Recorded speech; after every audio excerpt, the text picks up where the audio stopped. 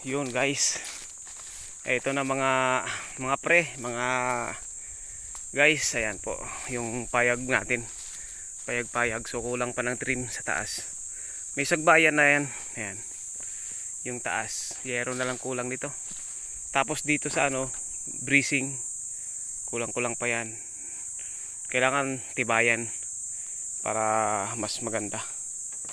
Ayan po, tapos yung mga paa, dadagdagan ko pa yan, yung mga haligi para lalong tumibay. Ayan, maraming sobrang kahoy. Kailangan siyang putulan. At syempre mangunguha pa ako ng kahoy ngayon kasi kulang pa yan. Ang dami pang kulang dito. Yun, medyo formado na yung kubo or bahay na din. Tapos yung CR, ayan, susunod ko yan. May butas na ako dyan, so magkakaroon tayong CR, mas maganda. Ayun, punta tayo sa gubat, maghanap ako ng kahoy. Samahan niyo ako mga guys for today's video.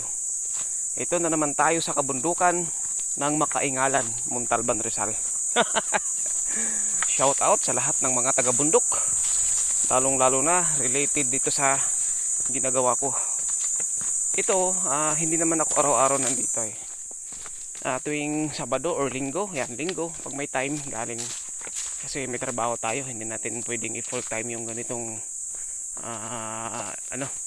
buhay kasi hindi naman talaga ito yung source of income ko. So ito lang yung area na pahingahan, nagtatanim, so relaxing. Sa madaling salita, ito yung stress reliever ko, yung lugar na to. Ayan po.